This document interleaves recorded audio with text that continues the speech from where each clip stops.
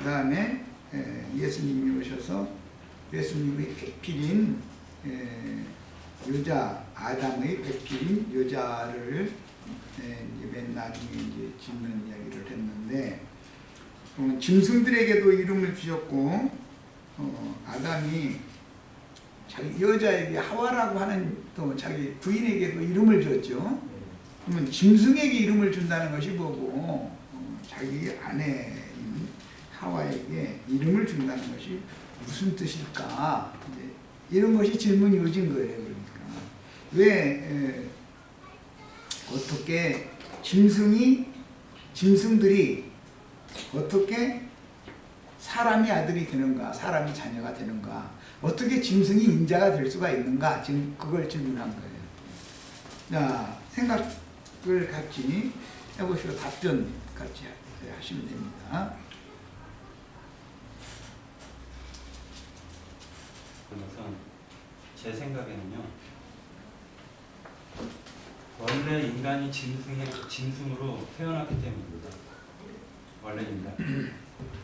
그러니까 이성 없는 짐승이라고 말씀을 하고 있는데, 성경에서는 우리 인간이 사실은 본능적으로 아는 것 가지고 살아가고 있기 때문에 하나님이 보셨을 때는 그러한 모든 인간들을 갖다가 짐승이라고 말씀하고 있고, 그렇게 또한 우리 자신을 갖다가 하나님께서는 짐승으로 태어났지만은 하나님 자신이 긍휼히 여기셨기 때문에 우리들에게 그 이름을 갖다가 붙여주셨는데, 그 이름이 뭐냐면은, 성질이 조금 이제 그 들이받기를 좋아하면 넌 염소다.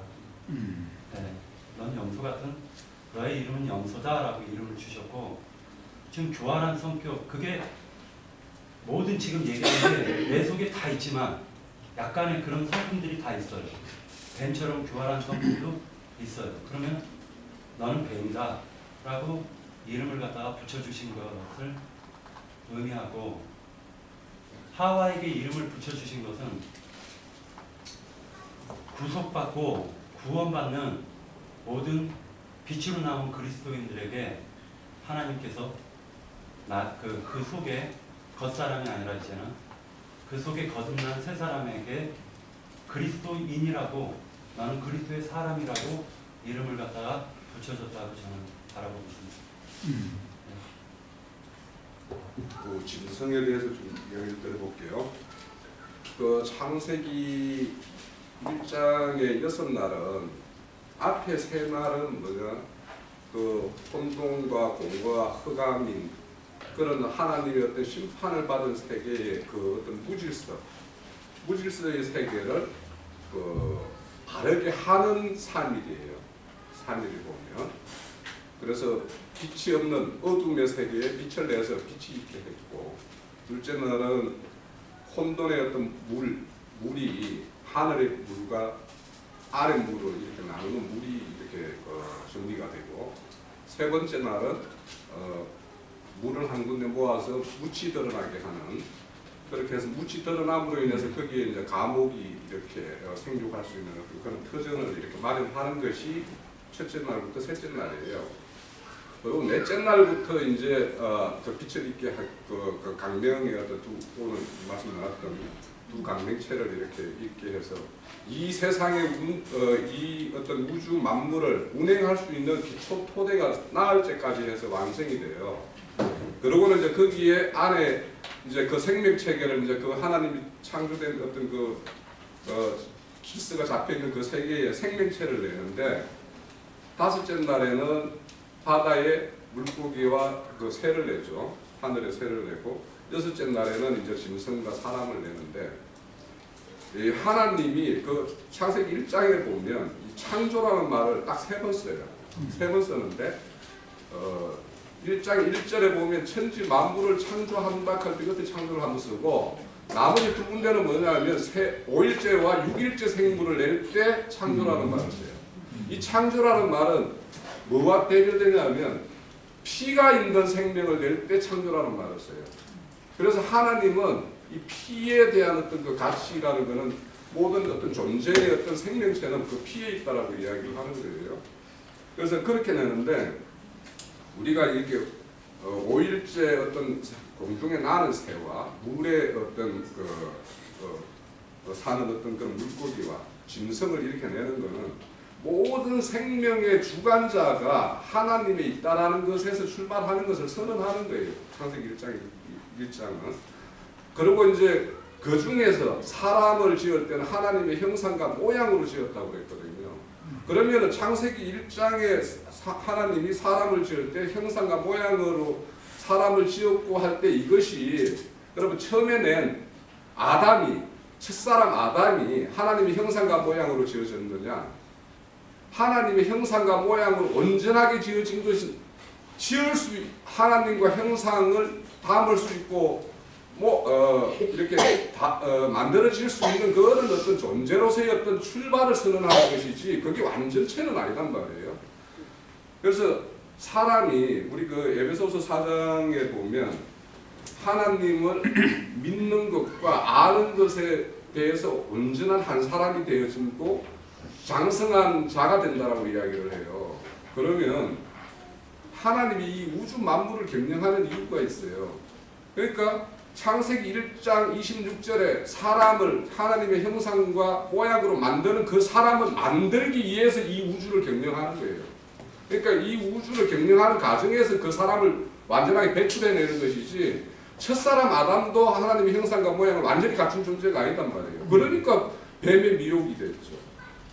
그런 것처럼 우리가 흔히 여기에서 이제 말하는 어떤 그 가정들이 그렇게 볼 수도 있을 것 같아요. 형제님 말씀하는 대로 이렇게 이성 없는 짐승에서 하나님의 말씀에 의해서 하나님의 어떤 그 일하심에 의해서 이성을 가진 그런 그 참 사람으로 만들어지는 그런 가정으로 볼 수도 있겠는데, 저는 창세기 1장을 그냥 하나님의 모든 생물의 근원이고 모든 것, 이 땅의 모든 운영권이 다 하나님에게 왜 어떻게 있어지는가를 선언하는 것이 1장 1장이라고 보여요. 그런데 이제 우리 그 금방 말했던 이성 없는 짐승이라고 할 때 그 이성 없는 짐승이라는 말이 뭐냐면 하나님의 참 진리 말이 없는 사람을 이성 없는 짐승이라는 뜻이에요. 그 말 자체가. 그러니까 아무리 우리가 교회를 다니고 교회를 이루는 어떤 이런 생활을 한다 할지라도 내 안에 진리의 말씀을 가지고 있지 못하면 짐승인 거예요. 그러니까 우리가 여기에 모여서 하나님의 말씀을 이렇게 공부하고 또 이걸 가지고 삶 속에서 살아가면서 우리가 배우고, 그러니까 여기서 들은 말씀을 우리 삶 과정에서 또 이렇게 체험하면서 이렇게 말씀을 또 확정짓고, 이런 과정에서 우리는 참 진리의 말씀을 가지는 거예요. 그래서 그걸 가졌을 때 우리가 참 사람이라고 하는 것이기 때문에 그 어떤 일장의 어떤 뭐 이렇게 바다의 짐승 그거 맞아요. 어떤 한편으로 그게 그런 가정을 참 사람으로 되어가는 가정을 5일째 우리가 예전에 세상을 바다라고 하죠. 세상 바다에 우리가 막 우리 마음대로 헤엄치면서 살았죠. 공중에 나는 새처럼 우리가 마음껏 막 우리가 우리의 어떤 주인된 우리 자신의 주인이 나였잖아요. 과거에는.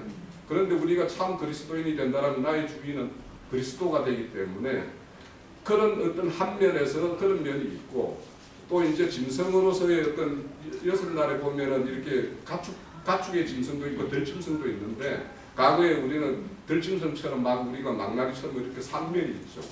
그렇지만 이제는 하나님에 의해서 길들여진 집에서 키우는 가축이 되었을 때 그 온유한 자라는 뜻도 우리가 보면 길들여졌다라는 뜻이거든요. 우리가 온유한 자가 된다라는 거는 그런 것처럼 그런 어떤 면이 분명히 있는 것 같아요. 그래서 형제님이 그런 질문을 하셨던 것 같고 뭐 그런 면도 이해가 되고, 실질적으로 저는 창세기 1장은 그냥 모든 생명의 주관자는 하나님이시고 하나님이 이런 세계를 만들 것이다라는 것을 다 선포해 놓은 것이 그냥 창세기 1장이다 이렇게 보여져요.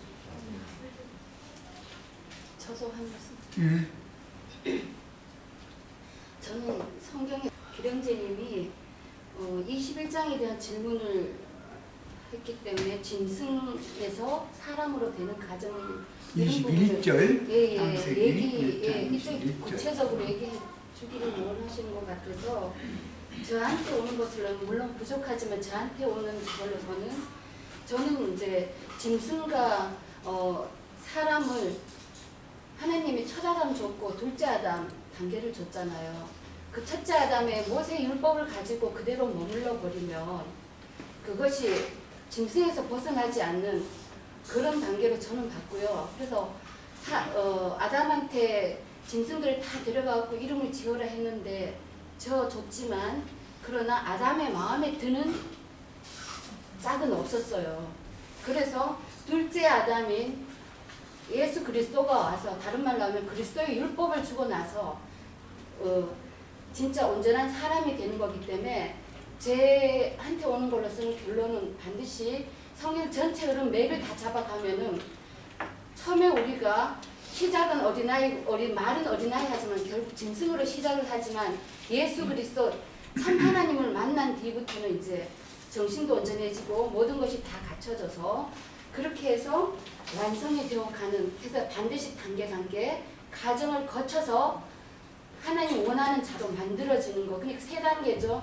뭐 창조하고 짓고 만들고 짓고인지까지는 순서는 모르겠지만 이 단계 과정을 거쳤을 때 하나님이 원하는 그런 자로 만들어지기 때문에 이 전체 흐름에 맥을 잡아가면 반드시 2단계를 거쳐서, 그래서 예수 그리스도의 장성한 분량에 이르기까지 성장하는 자, 이 자가 온전한 자, 완전한 자로 가는 거기 때문에 어느 한계를 소홀히 할 수 없고 2단계를 좌로도 우로도 치우치지 않고 영이 완전하게 자라면, 다른 말로 하면 20세 이상으로 자라서 가나안 땅에 들어가서 영적 전쟁에 참여할 수 있는 사람이 되면 이 단계 과정을 거쳐서 하나님이 원하시는 자로 자라는 그 바라는 자가 되는 게 아닌가. 저는 전체 흐름에서 이렇게 봤습니다. 부족하지만 여기까지 하겠습니다.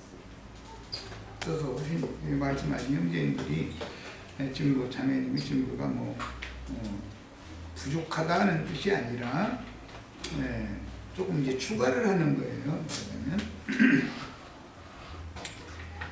그러면 성경에는 짐승 이야기가 나오고 인자라는 말이 나오고, 선지자가 주로 이 말씀을 하실 때는 날이 이르면 짐승의 씨와 사람의 씨를 내가 온 땅에 뿌릴 것이다.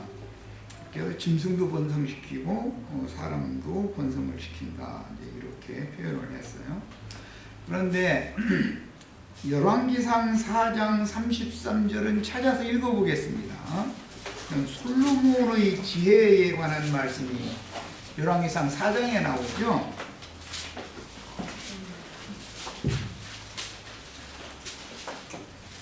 일천번째 드렸더니 구하지 않은 복도 주셨다 해서 막 지혜를 주시고 이제 이런 얘기 이제 기독교계에서 설교 참 많이 하잖아요. 근데 일천 번제를 했다고 번역한 것이 잘못된 것은 이제 기본적으로 아셔야 돼. 그 천이라는 용어는 원래 원형이 천이라는 단어의 원형은 일천이라고 하는 천이라는 숫자인 거, 이거는 황소라는 뜻이에요. 황소. 천이라는 뜻은 뭔 뜻이라고요? 황소. 히브리어의 원형은 황소라는 뜻이에요. 율법에는 왕이나 대제사장이 이스라엘의 7절기, 특히 3절기에 수백만이 예루살렘에 다 모이죠. 절기를 지키러 모이잖아요. 예루살렘에 제사를 지키러. 그러면 7일 동안 절기를 하기 때문에 모여야 되는 거예요. 그런데 왕이나 대제사장은 소를 제물로 바치는 거예요. 일반 백성들은 자기 힘에 맞도록 양이나 염소나 이제 이런 거 바치고, 또 힘이 없으면 이제 비둘기도 바치고 근채도 바치고 해양도 바치고 이제 여러 가지 이렇게 제물을 갖다 11조로 정성스럽게 모았던 걸 이제 갖다 바치는 건데, 왕이나 대제사장은 반드시 소를 갖다 바쳐야 돼요. 그게 율법에 정해진 거예요.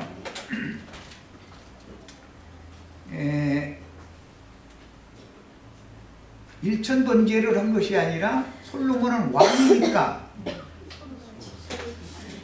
소를 1000마리를 자기 재산을 내놔가지고 이스라엘 백성들을 절기에 참여한 모든 백성들을 배불리 먹였다. 그런 뜻이에요. 그런데 이것을 일천 번제다 해가지고 1000번 번제를 했더니 막 하나님이 복을 주셔가지고 막 부자도 되게 해주고 지혜도 주시고 이렇게 했다 이렇게 지금 설교를 다 한단 말이에요. 그래가면서 기독교계에서는 그 말씀 빙자해가지고 헌금 뜯어내는 데 써먹잖아요.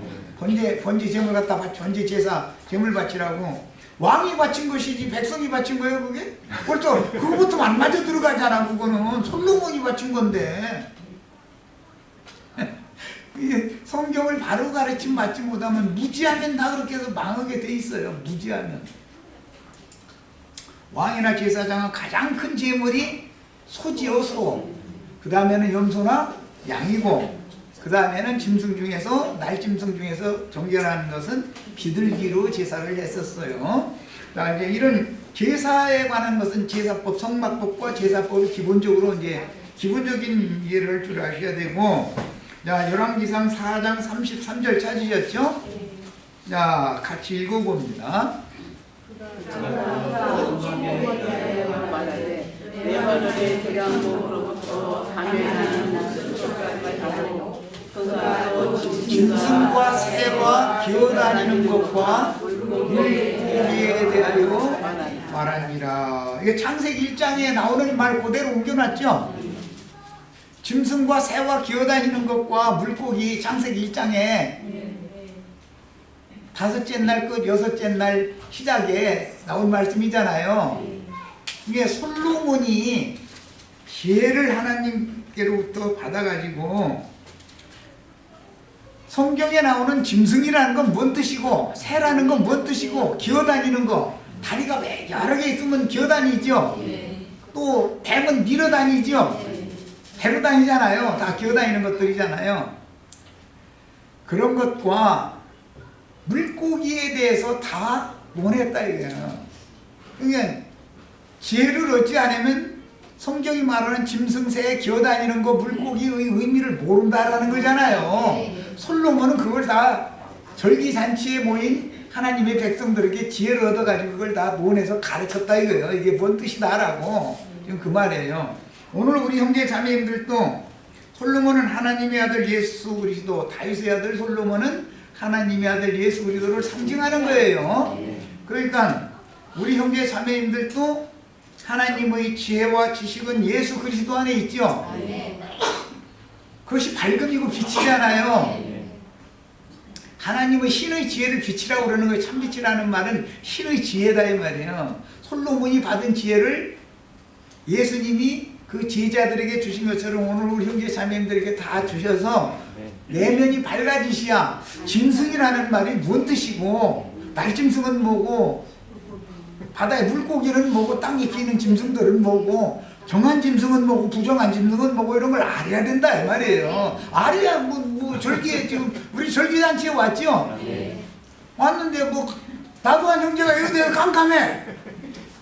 그럼 이걸 어떻게 논하겠어요? 강론을 한다는 말인데 설교한다고 말인데 이제 세상 교회식으로 하자면 절기 지키러 온 이스라엘 백성들에게 가르쳐야 된다는 말이잖아요. 그냥 쇠고기만 잔뜩 퍼먹으라고 주고 입 다물고 있으면 돼요? 쇠고기 먹으러 온 건 아니잖아요. 말씀 들으러 온 거지. 왕에게 하늘이 주신 지혜를 받은 왕의 말씀을 들으러 온 거잖아요. 그 말씀 들으러 저 멀리 아프리카에 어떤 여왕도 왔죠. 스바라고 하는 시바라고 하는 나라의 여왕도 이 솔로몬의 지혜로운 말을 들으러 왔어요. 이방인들인 우리도 지금 예수 그리스도 앞에 왔죠. 우리는 다 시바의 여왕들이죠. 껌둥이들이었었죠. 검은 나라 사람이잖아요. 우리 다 그랬죠. 다 상징의 성경이라는 건 다 이런 거예요. 성경 해석을 하는 원칙을 알아야 된단 말이에요. 내 구절 모든 단어 전체를.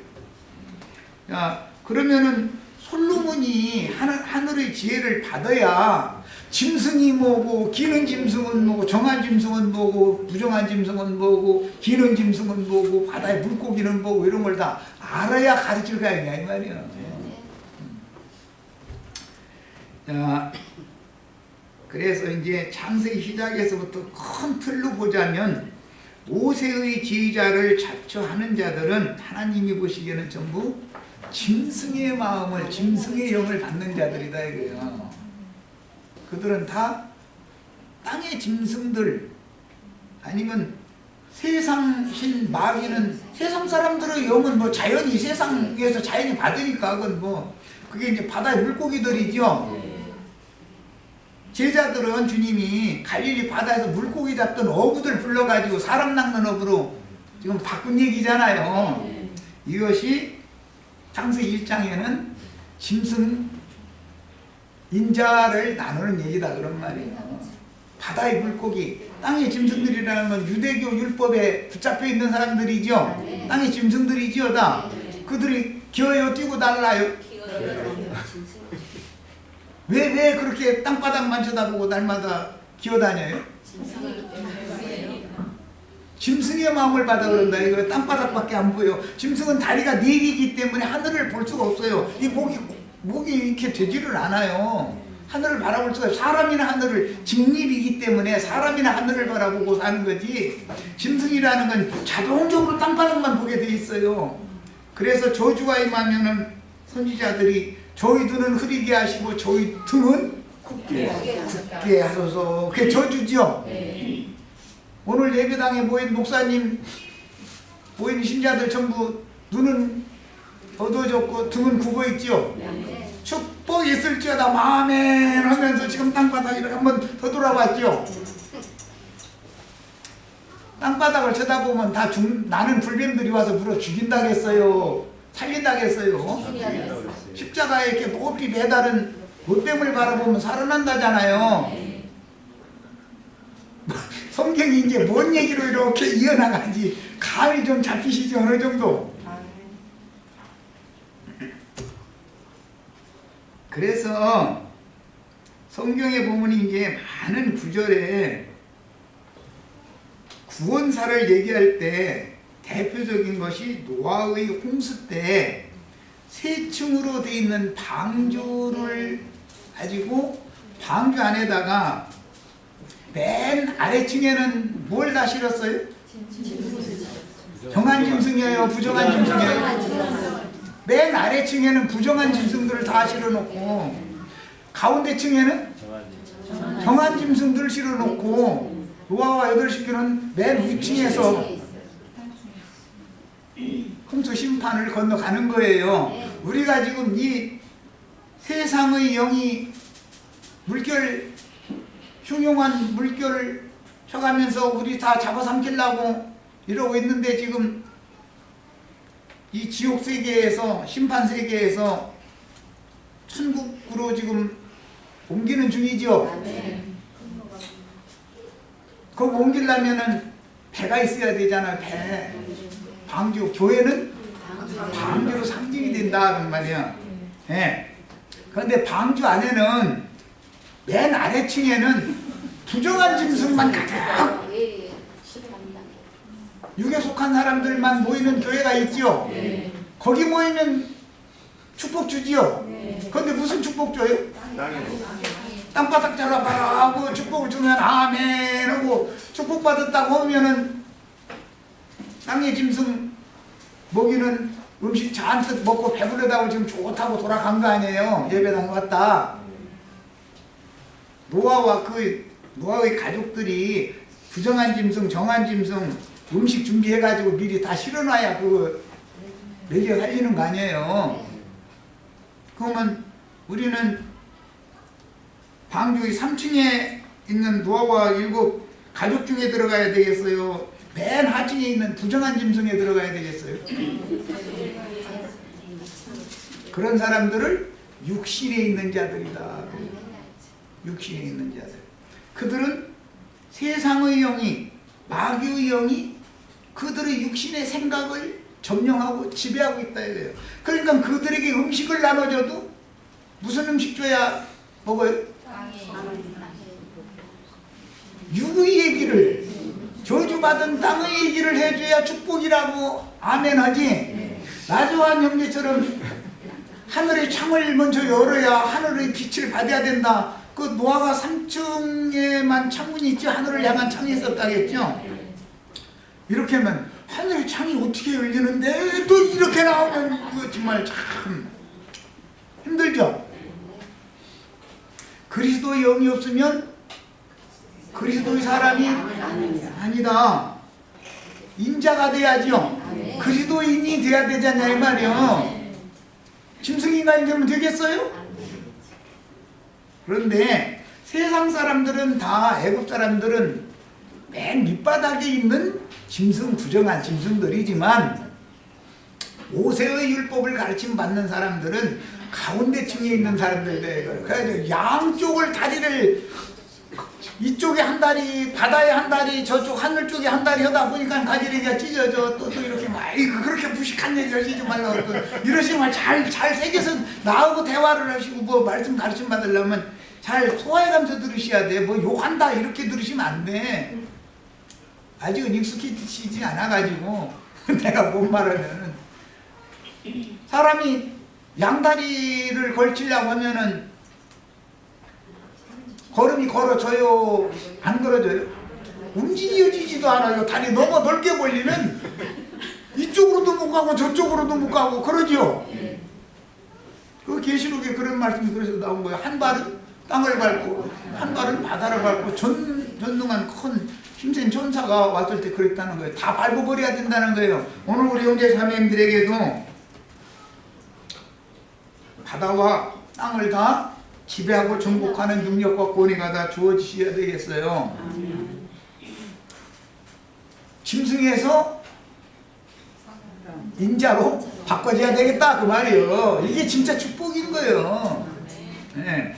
그러려면 그리스도의 신이 임해야 된다. 이게 하나님의 신이 내 안에 사람의 등으로 사람의 힘으로 성전이 지어질 수 있어요? 성전이라는 건 나를 말하는 건데, 그죠? 내 안에 하나님의 신이 임재하게 하시려면 성전을 지어야 되잖아요. 그런데 사람의 힘으로나 사람의 등으로는 성전을 지을 수 있다겠어요? 없다겠어요? 오직 나 여호와 신으로나 되는 거다 그랬죠? 그 여호와 신이 오늘 형제 자매님들에게 임해야 형제 자매님들이 성전이 될 거 아니냐 지금 그 말이요. 그런데 이 속에 온갖 기어다니는 거 다리가 여러 개 달려가지고 생전 땅바닥을 벗어나들 못해요. 이놈 무거 저주가 임한 땅바닥에서 떠나들 못해요. 거기다 대고 아까 우리 홍영재님 얘기했는데 바다 이 물 참 좋구만 해가면서 세상 사람들이 이상한 짓 하는데 사람들 보이면 오늘 참 물 좋네 그렇게 말해. 우리 자매님들은 잘 모를 거예요 이 말을 아마. 물이 좋다는 뜻은 자기네들의 육신의 구미에 맞는 그런 어떤 짓을 하는 사람들이 여기 모였다. 그냥 나도 한 다리 끼자. 지금 그렇게 말을 해. 아 오늘 여기 물이 참 좋네. 이렇게 말을 해요. 그런데 그렇게 함부로 향방도 없이 물고기가 방향이 있어요 없어요? 멋대로 다니죠? 제어를 못해요 이 물고기는. 얼마나 날랍게 방향도 트는지 아주 말이 못해. 그런 것만 찾아다니는 건 세상 사람들이죠. 세상 여기저기 헤매고 다니는 사람들 불쌍하잖아요. 물고기들, 바다 물고기들. 그런데 땅의 짐승들도 다 불쌍해요. 땅의 짐승들 중에서 믿는다 하는 사람들 중에서 육신에 속한 믿는 자들도 있고 모세의 참 제자들이 있는데 그들은 정한 짐승들이다 이거예요. 정한 짐승들. 그러니까 제물로 드리는 거예요. 정한 짐승은 소, 염소, 양, 비둘기는 짐승이지만 제사할 수 있죠. 정한 짐승. 하나님이 세상 애굽 사람들 중에서 히브리인들을 불러 빼내신 것은 제사장 나라 삼으려고 빼낸 거잖아요. 제사 드리는 사람들을 빼려고. 그래서 히브리인들은 자기 자신을 거룩한 제물로 드리는 정한 짐승으로 상징이 된다 이거예요. 모세의 참제자들은 모세로부터 요한까지는 정한 짐승에 들어가는 계보예요. 나머지 유대교인들은 전부 부정한 짐승들이요. 부정해도 그냥 너무너무 부정한 짐승들이죠. 그런데 예수 그리스도의 성령이 임하면 그리스도인으로, 그리스도의 사람으로 거듭난다 그래요. 이 사람들은 삼축에 있는 사람들이 되는 것이다 그런 말이에요. 우리가 다 이런 축복을 받으셔야 되겠어요. 이런 것을 가르치는 왕인 솔로몬에게 지혜를 주셔가지고 짐승들에 대해서 다 논했다 이거예요. 풀에 대해서도 레바논 백향목으로부터 시작해서 담에 나는 풀인 우슬초까지 다 논했다는 거예요. 성경에 레바논 백향목은 솔로몬 성전 건축하는 건축 재료가 전부 백향목이었죠.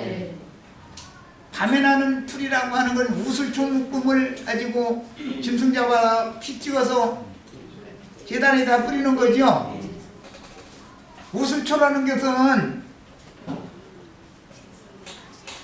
하필이면 담에 난다고 그랬으니 인간의 육적 자아라는 건, 육적 자아라는 것은 죄의 담이죠. 이놈 무엇이 막혀가지고 하나님 앞으로 내가 못 들어가는 것은 왜 그래요? 담에 막혀서 못 들어가는 거잖아요. 하나님이 계신 집 안으로 못 들어가는 거는. 그것을 선지자들은 죄의 담이다 이렇게 표현해놨죠. 예, 죄의 담에서 나는 풀이라고 하는 것은 전부 육성이다 이거예요. 육신의 생각, 육신이 좋아하는 거 이런 것을 상징한다 그런 말이에요. 그런 거에 대해서 낱낱이 다 신의 지혜를 받아서 백성들을 깨우치도록 가르쳤다는 거예요. 우리도 다 이런 지혜를 받으셔야 되겠어요. 자, 이제 레위기 11장에 보면 정한 짐승은 먹으라고 그랬고 부정한 짐승은 먹지 말라고 그랬죠. 먹는데 정한 짐승이라 할지라도 짐승의 피를 먹으라고 했어요? 먹지 말라고 했어요? 짐승의 피를 절대 먹으면 안 되는 거예요. 야, 짐승의 피를 먹지 말라라는 말은 성경 말씀에 대해서 솔로몬과 같은 지혜를 받은 적이 없는 율법 선지자의 가르치는 말씀을 받아들이면 안 된다. 짐승의 생명을 네가 먹는 것이기 때문에 율법 선지자한테 말씀을 가르침 받고 아멘 해야 돼요? 안 해야 돼요? 아멘 안 돼요. 짐승으로 제사를 하기 전에 짐승을 죽여서 피를 다 땅에다가 물같이 쏟아서 흙으로 덮어야죠. 육신의 생명이라는 건 장사시켜버려야 돼. 죽여서 장사시켜버려야 된다 그 말이에요. 생명이라는 건 생명의 말씀을 통해서 흘러가는 거예요. 누구에게. 그런데 예수님은 반대로 내 피를 마셔라 그랬죠. 인자 짐승의 피는 먹으면 안 되지만 인자의 피는 먹어야 된다 이게 그 말이잖아요. 우리가 예수님 피 어떻게 먹어요? 말씀을 들을 때 영과 생명이신 그리스도를, 그분의 말씀은 내가 너에게 이르는 말은 영이요 생명이다 그러잖아요. 의문의 율법 말씀이 아니고 그 말씀을 영으로 깨달아가면서 마음에 믿으면 예수님의 피를 마시는 거다. 하나님의 생명을 지금 내 안으로 받아들이는 거다 그런 말이에요. 이렇게 하면 짐승이 인자가 되는 얘기죠. 원래는 하층에 있던 부정한 짐승이었다가 그 다음에 중층으로 올라가 가지고서 정한 짐승이 됐다가 이제는 아예 하나님의 사람이 되는 얘기예요. 자, 육신에 속한 사람이 혼적인 신앙생활을 하다가 오늘 우리 형제자매들 여기는 3층까지 올라왔어요. 셋째 하늘까지. 내가 여기가 맞닿는 거예요 지금 이제. 그래가지고 하늘과 땅이 지금 맞닿는 얘기를 내가 계속 하는 거예요. 그런데 이제 내 얘기 잘못 들으면 어떻게 형제님은 짐승들은 등만 본다고 했는데 예, 그게 짐승들이 하는 짓 아니냐 내가 이렇게 얘기하면 뭐 요거는 말로 들으시면 안 돼요. 우리가 지금 주님과 내가 생명의 연합을 맺고 기쁨을 누리고 행복하려고 여기 모임에 온 거죠. 세상에 가는 것이 행복하고 뭐라고 여기 왔어요. 여기 오는 것이 더 행복하고 기쁘니까 온 거지. 그러려면 어떻게 해야 돼요? 하늘은 땅을 바라보셔야 되고 땅을 바라봐 주셔야죠. 하나님은 우리 죄인들을 바라봐 주셔야 되는 거예요.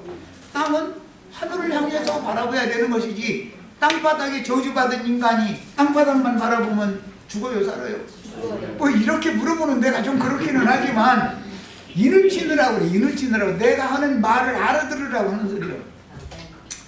레위기 11장 보면 정한 짐승은 먹어라, 부정한 짐승은 먹지 말라, 뭐 땅에 기는 건 먹으면 안 되고 뛰는 것은 먹으면 되고 이제 이런 얘기가 나오면 그거에 대해서는 우리 몇몇 주체들은 안식일 교단에서 와서 아주 잘 됐어. 아주 비늘 없는 생선 먹으면 되냐 이거예요. 꽃게 먹으면 안 된다 이거예요. 새우 먹으면 안 된다 이거예요. 조개 먹으면 안 돼. 왜? 비늘 없는 생선이니까 그거는. 맛있게 잘 잡수세요. 걱정하시지 말고.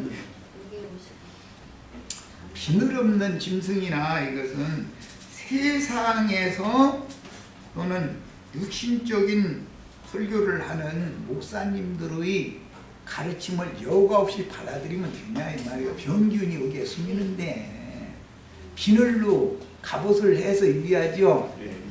에베소서에는 갑옷 입으라 그랬죠. 전신무장을 하는데 무엇으로 갑옷을 입으라 그랬어요? 말씀을 영어롭게 잡고 믿을 때 전신갑주를 갖춰 입어야만 영을 분별해서 듣고 받아들일 거는 받아들이고 거부할 건 거부해야 살지 않냐는 말이잖아요. 이 말이지. 아니 꽃게 먹으면 안 됩니까? 꽃게 잡수세요. 오늘부터 걱정을 시지 마시고 잡수세요. 네. 잡수시고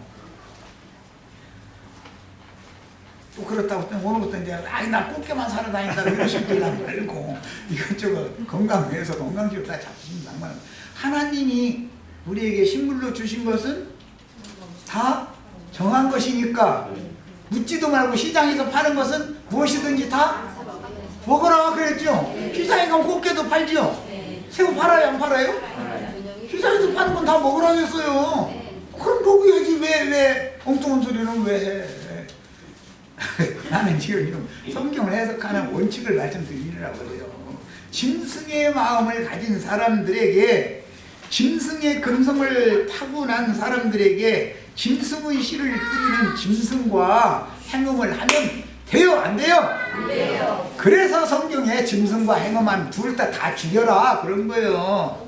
오늘 예배당에 뭐로 갔어요? 죽으러 간 거죠 사실은. 짐승과 행음으로 가는 거잖아요. 하나님 오실 땐 그렇단 말이에요. 하나님의 말씀은, 하나님의 얼굴은 등 뒤에다 이렇게 던져버리고 하나님의 영광은 등 뒤에 던져버려요. 그리고 인간 영광을 구하면서 좋아주고 행복하대. 그게 지금 짐승잔치 하는 거 아니냐고 말이에요. 우리는 짐승잔치 하는 모임 끝내야죠. 내가 지금 뭔 얘기하면 얼른 알아들으셔야 되는데 뭐 나랑 집회를 아는 분들은 이게 좀 완전 이상한 소리를 많이 해. 막 이렇게 들으시면 안 돼요. 난 이상한 소리 하는 사람이 아니에요. 그 다음에 죽은 짐승 고기는 먹으라겠어요? 먹지 말라겠어요? 죽은 짐승이 누구예요? 신부님 목사님들을 말하는 거예요. 죽은 짐승들이에요. 그 고기 먹지 말라 그랬지만 사실은 그들이 가르치는 말을 받아들이지 말라요. 그 대신 예수님 오셔서 내 살을 먹는 자는 영생하리라. 산고기는 먹어도 되죠? 세상에서 생고기가 냉동해서 수입한 고기보다 훨씬 맛있어요. 산고기 잡수시기를 바래요. 또 그럼 나 이제 또 이제는 고기 사 먹으라 그래. 또 막 이러시면 아까는 꽃게 사 먹으라더니 뭐 이제 이러시지 말고 잘 새겨 드세요. 죽은 짐승 고기는 절대 먹으면 안 돼요. 병 걸려 죽어요. 죽은 속에 병균이 지금 스며 있단 말이에요. 맛있다고 먹으면 안 돼요. 죽은 짐승 고기라는 건 독수리나 까마귀 밥인 것이지, 공중나는 새의 밥인 것이지, 그게 하나님의 밥이 아니란 말이에요. 하나님 사마리아 여자가 잡수시죠. 사마리아 여자는 예수님 피도 마시고 물도 마셨다 했지만 살코기도 먹었죠. 오늘 우리 형제 자매님들도 예수님 살코기도 잡수시고 예수님 피도 마시기를 바래요. 이제 고기 먹고 막 피 마시라겠다 또 이렇게 하시지 말고 잘 새겨 들으셔야 돼. 말씀을 말하는 거는 말씀을 통해서 말씀을 어떻게 믿느냐 이 말이야. 어떻게 분별해서 믿느냐 그 말이야. 똑같은 성경을 읽어도 이렇게 짐승과 인자라는 말 자체도 짐승 제사를 하는 것과 인신 제사하는 것이 구약 성경에 나와요. 짐승 제사하는 건 유대인들이 습관적으로 하는 제사죠. 정한 짐승 제물로 바치는 짐승 제사예요. 그런 제사는 아무리 제사를 해도 하나님의 영광에 이르게 했다 못했다? 못했다. 이것을 완전하게 하는 제사, 예수님 당신 자신의 몸을 단번에 드려서 제물로 드려서 제사를 모든 제사를 완성했으면 이 사실을 믿어야 된다. 율법 행위를 계속 하려고 하지 말고. 이해하셨죠? 예배당에 가시면 돼요? 안 돼요? 이제 노골적으로 안 되죠? 네. 성경에는 신부라는 단어도 없고 목사라는 단어 자체가 없어요. 없는 단어를 왜 만들어 놔가지고서 불러? 성경에 있지도 않은 단어인데 에베소서 3장 10절 보라고 막 이렇게 나오면 사람 죽어야 돼.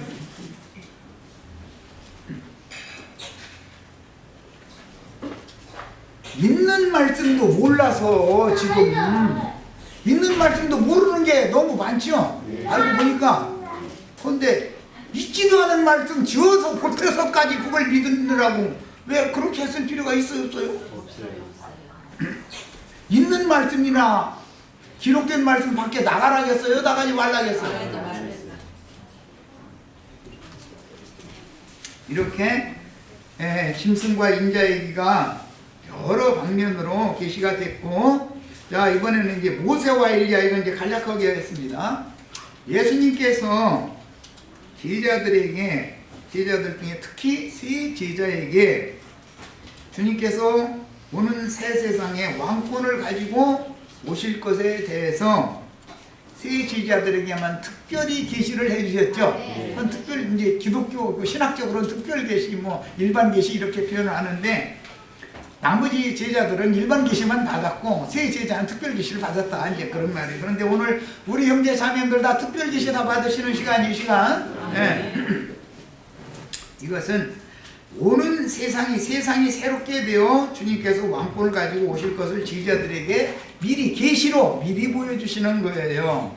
그런데 모세와 엘리야는, 모세는 율법을 대표하는 사람이죠. 선지자예요. 그도 하나님의 사람이었고, 엘리야 보고도 하나님의 사람이라고 그러죠. 인자죠. 모세도 인자잖아요. 하나님의 사람이니까. 짐승이 아니에요. 그런데도 모세와 엘리야는 예수님만큼 밝은 사람들은 아니다. 중층에 있는 사람들이다 그 말이에요. 쉽게 말하자면. 그런데 선지자의 영을 받은 사람들을 대표하는 것은 이스라엘 사회에서는 모세와 엘리야로 대표했다. 네. 선지자들이 많지만 엘리야 선지자가 대표가 되어진 것은 그 영과 능력이 세상을 초월하고 반드시 벗어나서 하늘의 하나님께로 데려감을 받는 그런 영과 능력을 받아가지고 와서 말씀을 전했다 그럽니다. 이것은 당연히 짐승 제사와도 관계가 되는 얘기죠. 이렇게 해서 이것은 미리 보여주신 것이기 때문에 실제로 이루어진 것은 예수님이 부활 승천하실 때 그때 완성이 되는 거예요. 이것은 미리 계시를 해준 거예요. 자, 여기까지 마칩니다.